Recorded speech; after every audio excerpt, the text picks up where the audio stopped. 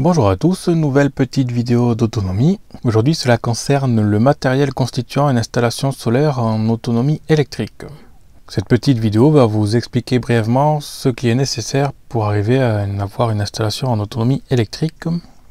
On commence donc par la partie stockage, parce que tout tourne autour des batteries. Leur dimensionnement est lié à la consommation journalière qui doit être mesurée puis calculée avec une certaine marge. Cela fera l'objet d'une vidéo dédiée pour que vous puissiez comprendre complètement comment cela se fait. Comme ça, vous serez vous aussi en mesure de dimensionner votre installation. Ces batteries sont donc là pour fournir l'électricité quand il n'y a simplement pas de soleil. Donc typiquement le soir, la nuit et les jours de mauvais temps. Et ces batteries, il faut les charger, donc il nous faut des appareils de production. Il faut les charger suffisamment rapidement, mais pas trop pour pas dépasser leur courant max et donc arriver en état de surcharge. Parce qu'elles pourraient chauffer et puis se détruire au fil du temps. Il faut aussi que la production soit bien supérieure à la consommation, sinon les batteries ne vont pas bien charger. Pour ce faire, on a donc classiquement les panneaux solaires, les éoliennes si on a du vent, les turbines si on a de l'eau, le secteur ou un groupe électrogène aussi qui peut être utilisé en secours. Et ces éléments de production, on ne peut pas les brancher directement à une batterie. Il faut pour cela des appareils de régulation. Dans le cas des panneaux, d'éoliennes, de turbines, tout ça, on utilise des régulateurs. Et pour la partie secteur groupe électrogène, ce sont des chargeurs. Mais globalement, leur fonctionnement en sortie est identique puisqu'ils ont le même rôle. Ils permettent donc de gérer la charge avec leurs 4 états de charge. Bulk, absorption, float et égalisation. Donc ce sont des termes que j'expliquerai plus profondément dans une autre vidéo. À savoir que certains régulateurs peuvent aussi gérer la décharge. C'est-à-dire qu'ils ont une sortie qui est commutée en fonction de l'état des batteries. Si elles sont pleines, la sortie est activée et si elles sont vides, elle est coupée. Cela permet donc d'éviter les décharges profondes qui peuvent endommager certaines batteries. On trouve les régulateurs en deux types, soit PWM, soit MPPT. Pour la partie PWM, il s'agit d'un simple hacheur. C'est un système qui est pas très cher mais qui est moins performant.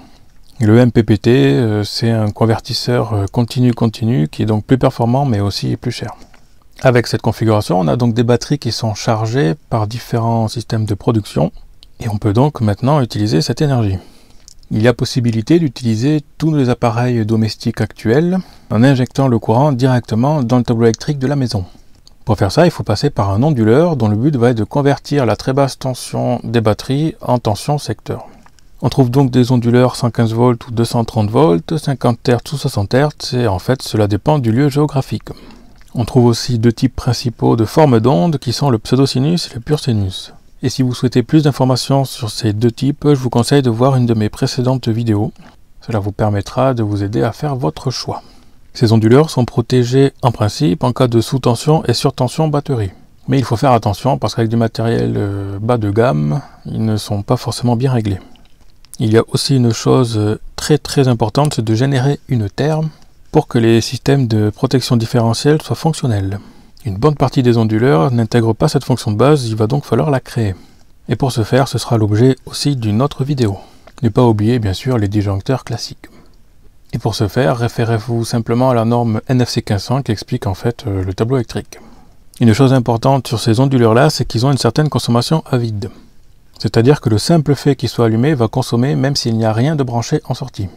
Concernant la partie régulation et onduleurs, il existe aussi des onduleurs hybrides. Ces onduleurs hybrides intègrent donc un régulateur solaire, un chargeur secteur, un onduleur et un gestionnaire d'énergie. Certains sont même compatibles injection au réseau, donc pour faire de l'autoconsommation. Ça a l'avantage d'intégrer plusieurs fonctions et donc de limiter le câblage. Par contre, attention à la consommation à vide qui est assez importante. Cela peut vider les batteries en quelques jours, même si vous ne consommez pas l'énergie en sortie. Et aussi un autre gros défaut, c'est qu'en cas de panne, vous perdez tout.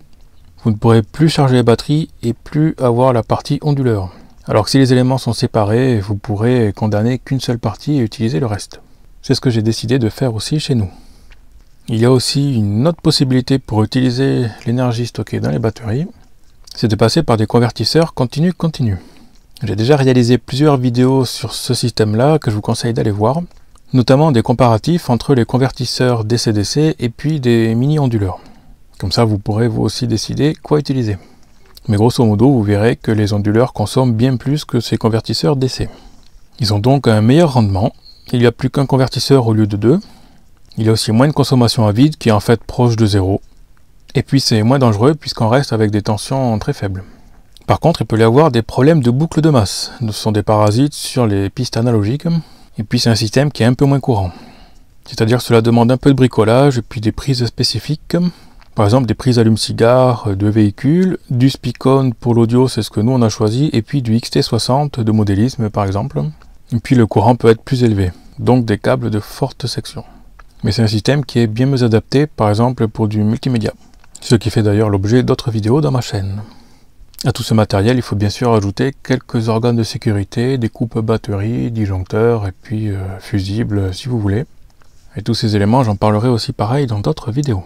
Voilà, j'espère que cette petite vidéo vous a plu, vous a apporté des choses. Maintenant, je vais changer ma façon de faire et je prépare tout sur un cahier, ce qui me permet d'éviter d'oublier trop de choses et donc de faire des vidéos un peu plus correctes. Ne loupez pas les prochaines vidéos dans lesquelles j'expliquerai un peu mieux comment cela fonctionne, puisque dans celle-ci, j'ai juste parlé du matériel. Et prochainement, j'expliquerai les étapes concrètement. N'hésitez pas bien sûr à vous abonner et à mettre la cloche de notification si vous souhaitez recevoir un message dès que je publierai une vidéo.